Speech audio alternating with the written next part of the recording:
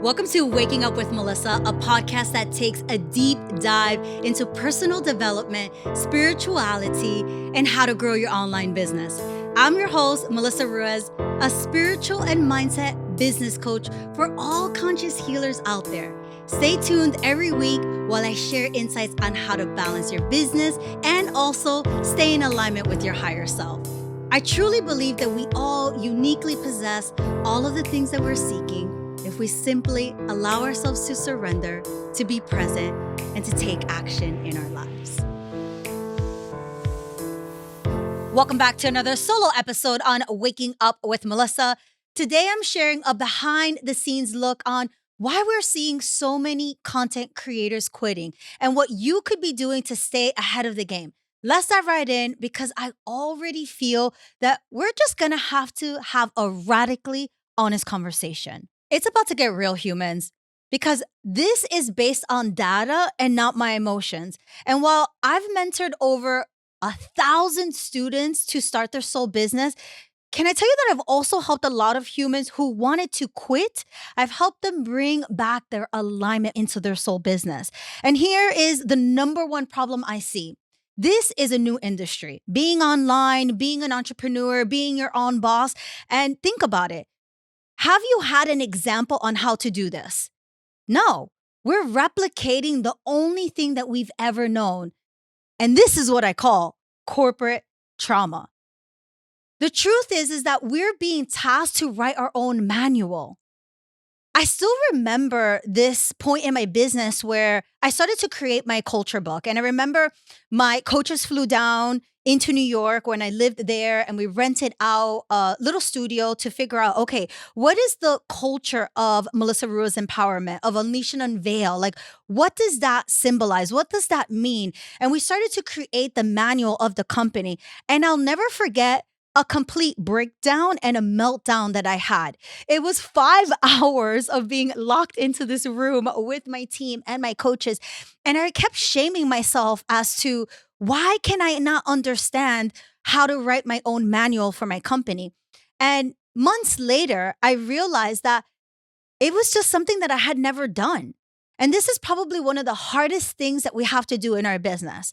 I'm sure you're probably a master at whatever it is that you do, whether it's running retreats, hosting, being clairvoyant, whatever it is that you do, I'm sure you are a master at that.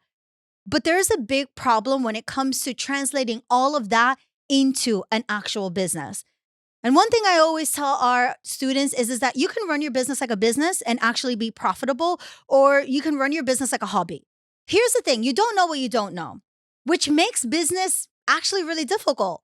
We're dealing with corporate trauma and we're replicating all the things that we've seen in how the industry does it, right? So overworking yourself, burnt out. And now we're probably quitting our very stable job to now be an entrepreneur and work 24/7. And at a certain point, you're going to quit. Here are the 5 things that I started to understand based on the conversations that I was having with people are the reasons why people are actually quitting. Let's get into it. You're either a founder or a CEO, and not everybody is meant to run a company. You see, I love being a CEO. I love looking at numbers. I like looking at data where I break down the KPIs. If you don't know what that is, those are key performing indicators. I look at all of our numbers. I'm talking about our email marketing, our social media channels. Right now, I'm sure there's somebody listening who's like, what the hell? I don't want anything to do with that. Well, you might be a founder. And so there's a certain level of skill that's required to be a CEO. And you can learn how to manage your time and how to manage your energy so that you are running your business more efficient. But even still, I have also had many students that I have mentored over the years who just straight up want to be a founder. They want to not have that responsibility of running a team and being in their leadership and managing people's emotion because guaranteed, if you have your own business, you're going to have to deal with clients, and all clients have their own emotions and they have their own energy. And so you have to be a master at that. You have to be a master at not only running your business, but also managing people's expectations. You see, for me, a founder is someone who doesn't have the day-to-day responsibility of running the operations. I actually have a student right now. She's so beautiful, and she loves to be in her creative energy. She loves to create her decks, her journals, and her business is really a channel, right? And so somebody like her may not want to be the CEO of their company. Why am I bringing this forth? Well, figure out what freaking type of business you want to run. You see, a lot of business owners are actually quitting because they're being all of the things in their business. And while I know that there is a benefit to that in the beginning, and you may not have the resources to outsource, you got to get really clear on what's yours to do and what's not yours to do. One of the very first positions that we actually hired way before we were profitable was a VA. And while the only budget that we had at that time was around $200 to $300, I did find somebody who was able to bring in a few hours into our business, and they created all of the things that I didn't want. I gave them a whole list. I'm like, I don't want to create a lead magnet. I don't want to write emails.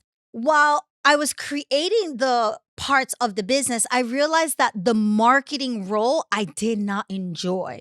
And so get really, really clear now on what it is that you need to help you grow in your business. Over time, I'm very proud of myself. I learned. I learned to be a good marketer. I learned how to manage our team Slack or what we call our Asana board, where the very organized part of our business lives. But my nervous system could not handle that in the beginning. And one of the things that I keep seeing over and over and over in this very new market, which we don't have a freaking manual to run, is that not only are we spread too thin, is that you have to understand if you're building a business where you're the CEO, or are you building a business where you are just the founder? And now you may want to sell that business down the road. Perfect. Or you want to be in your creativeness, and that means you have to bring the right players to help support you. Another thing that I've been seeing in the market is what I'm calling this peace over profits. It's very rare that I meet somebody who actually hates what they do. It's more like they hate what the hell they built.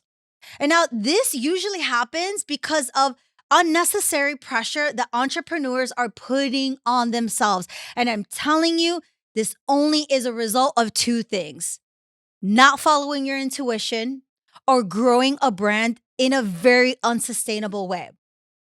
Let's pause there and unpack. If you do not want to be working 24/7, you have to stop.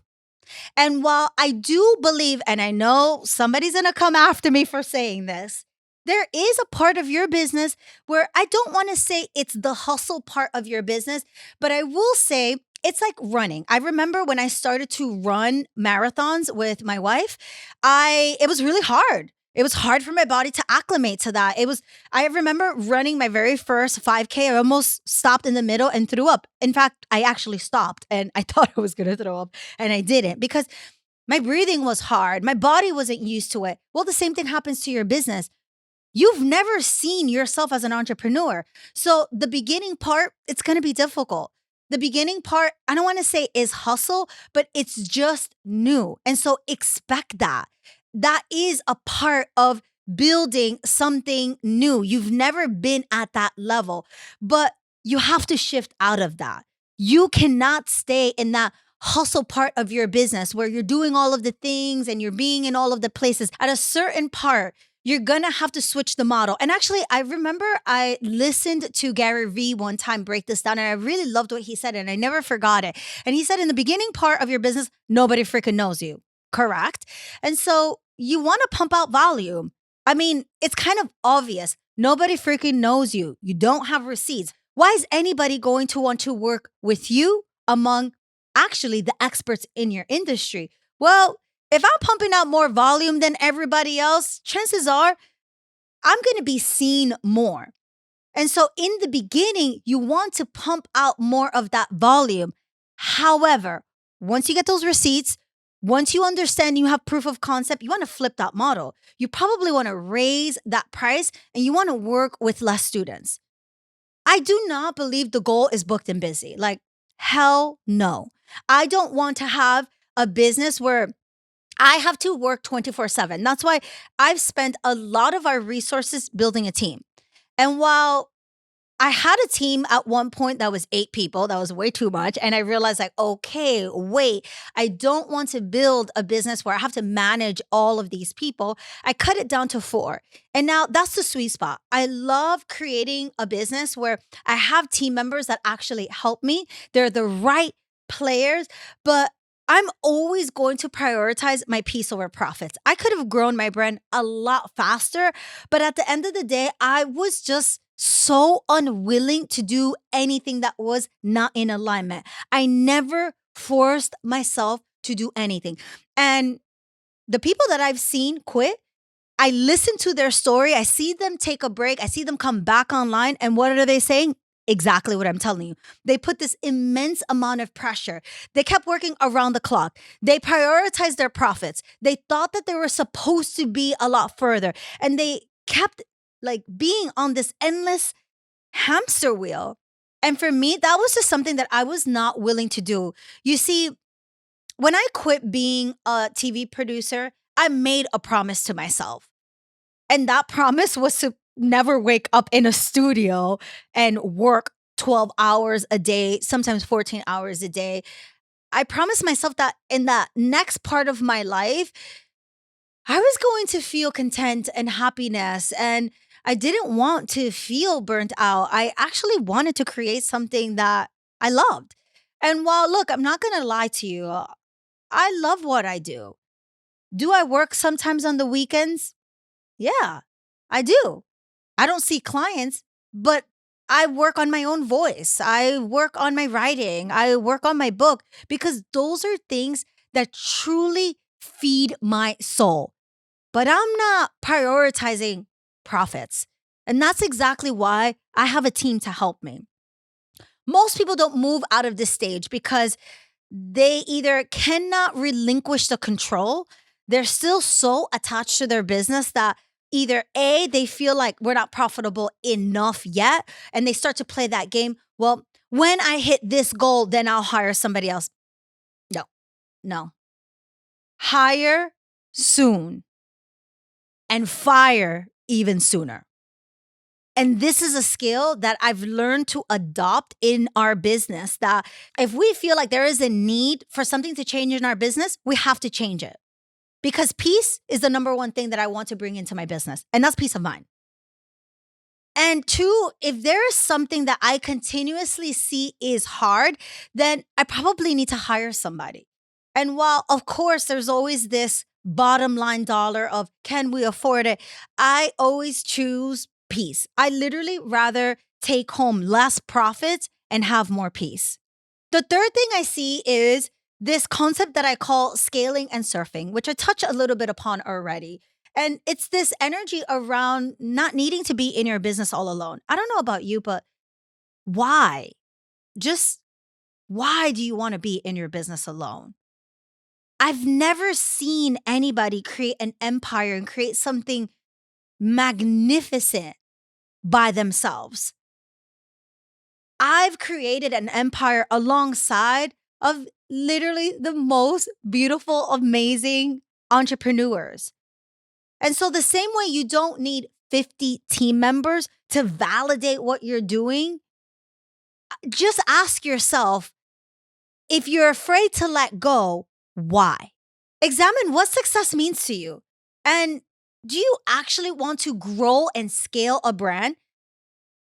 I'll be honest with you, that excites me.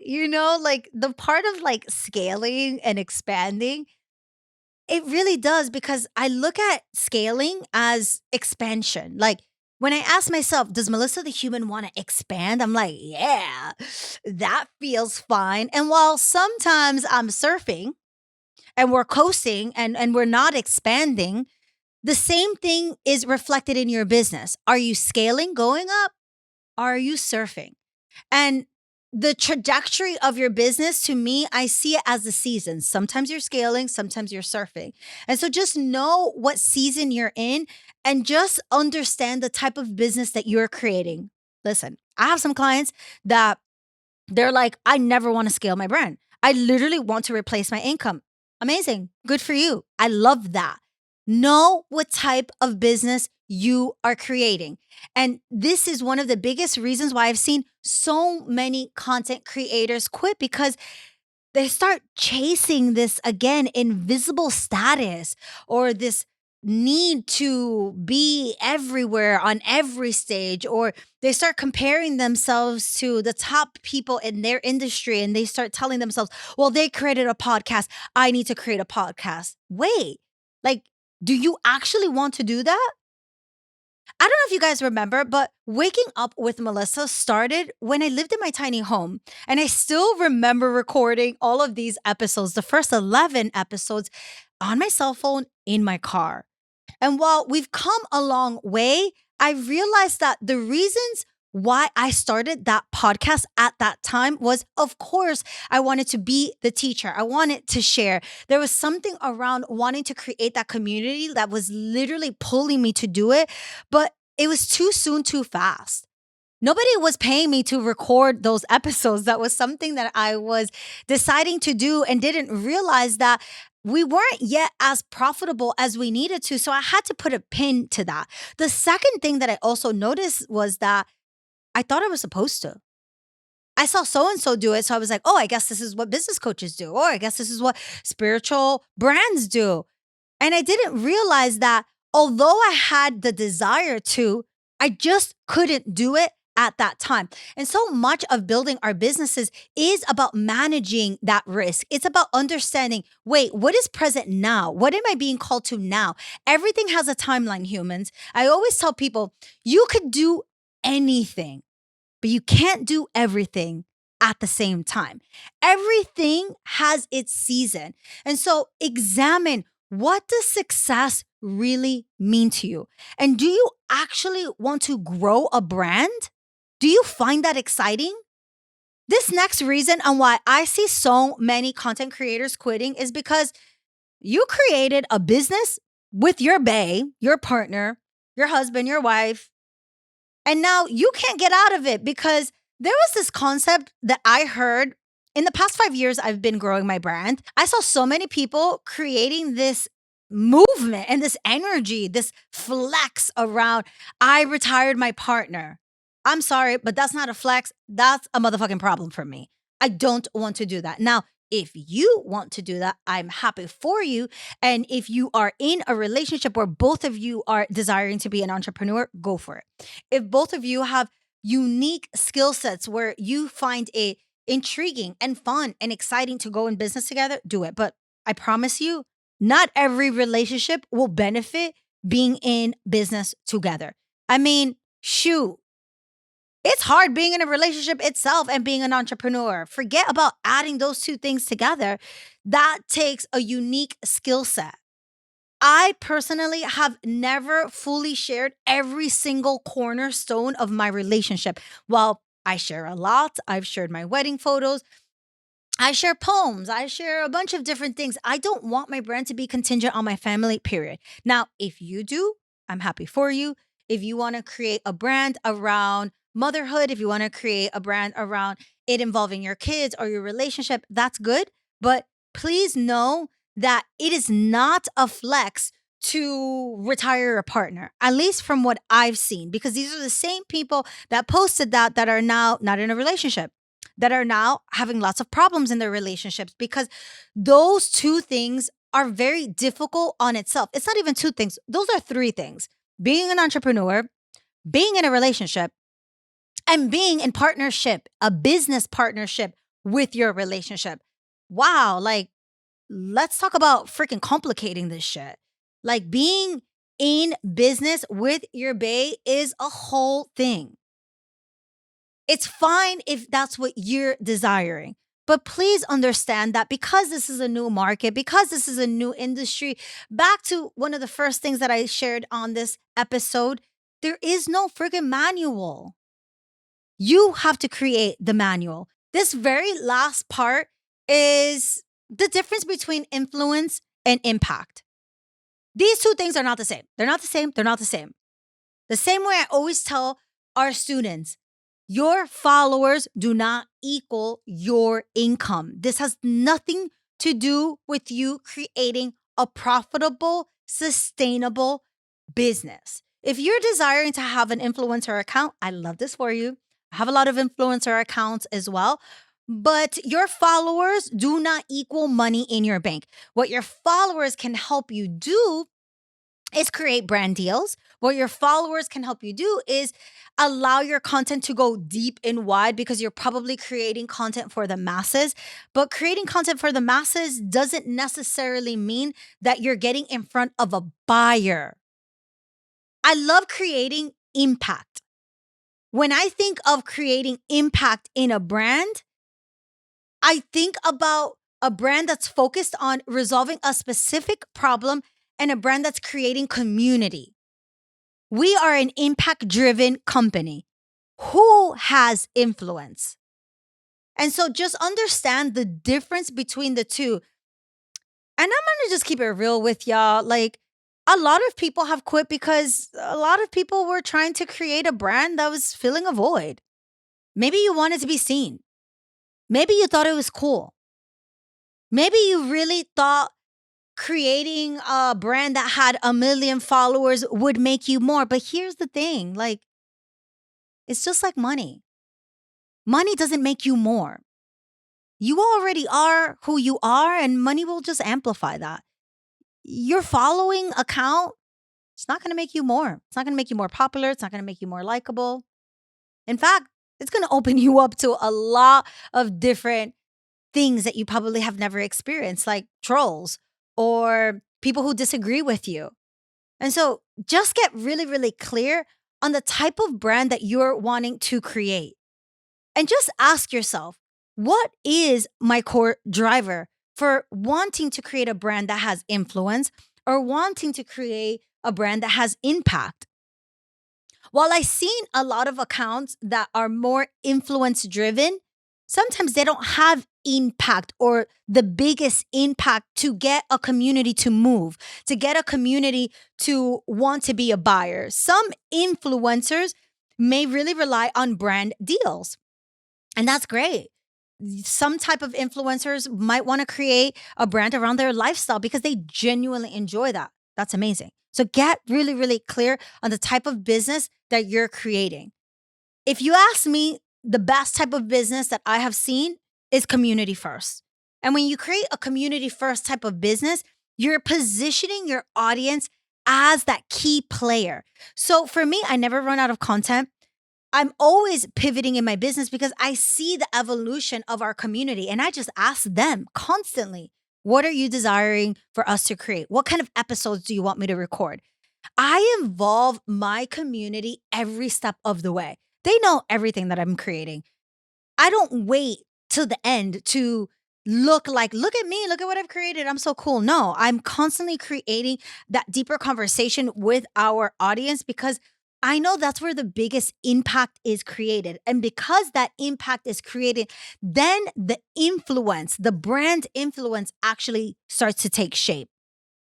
But I'm not creating the influence based on the money that we've made. I'm not creating the influence based on look at me and where I live or the cars that I have. None, all of that. I can't even say it's secondary. Like, it's just in the background. What I'm really here to do is to help people really create a soulful, sustainable, profitable business based on their unique gifts. That's all I have to do. And that in itself creates the impact and the influence we need to create those sales. Quickly interrupting this podcast to introduce Divine Dollars, our new newsletter on how to increase your energetic capacity to 10x your cash flow. This is my exclusive hot take newsletter where each week I'll be dropping juicy AF insight, insane value on how to grow a profitable, sustainable soul-led business. Each week I'm dropping a hot take on leading industry topics, plus a roundup of my latest YouTube and podcast episodes. Sign up to be the first to know about my upcoming offers and bonuses too. You see, in my world, energy is the new currency to align with so you can double your income and cultivate conscious coins. Get the latest drop each week by subscribing to my newsletter so you can become a better human and in turn become a better CEO. So, if you're an influencer, you may have an account that might go viral. You may get a lot of comments, but that's not going to build the impact that you need. You see, let me explain this to you really quickly. Impact is when you make somebody move.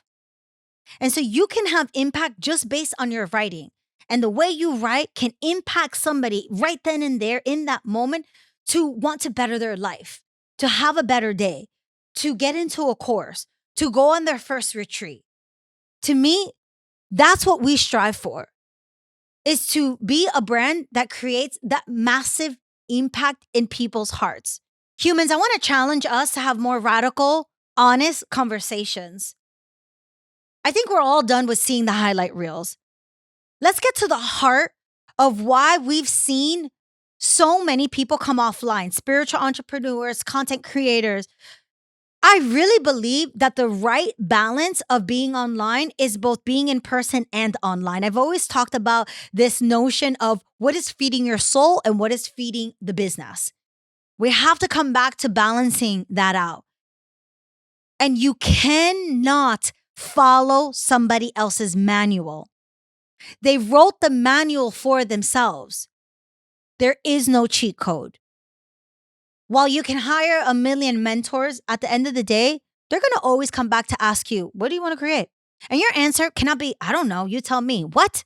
No, your mentor, your coach is there to amplify what's already there.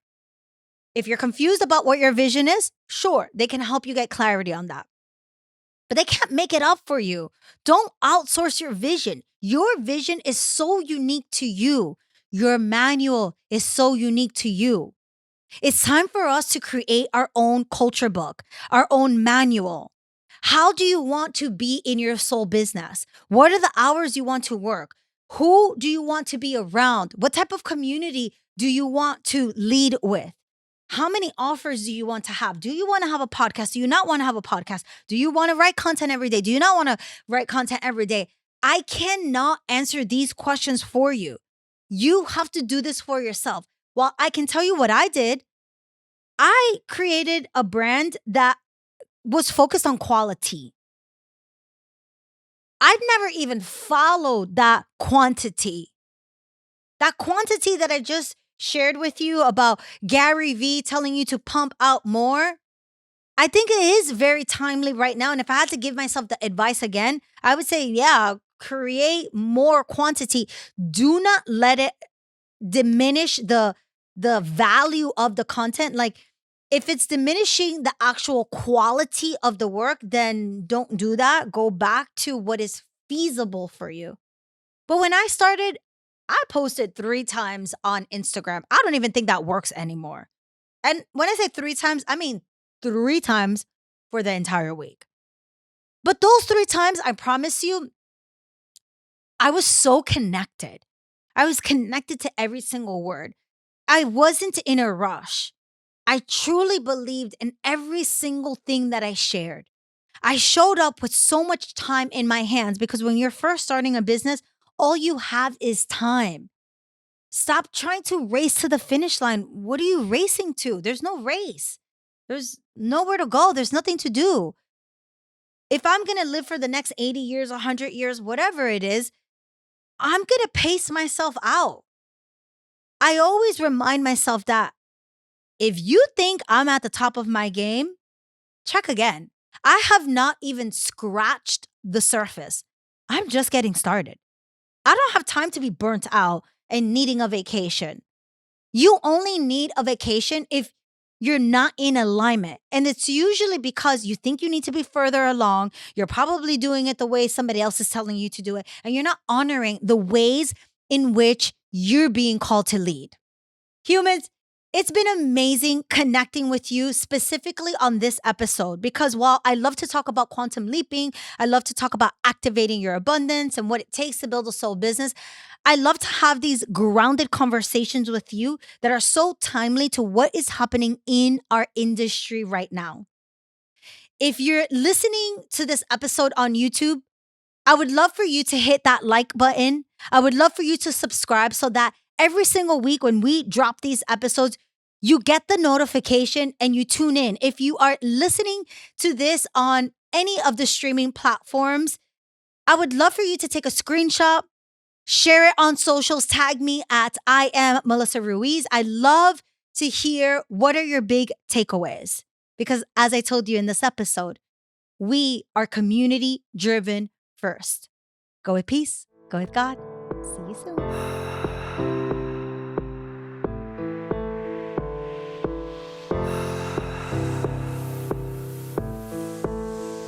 Breathe.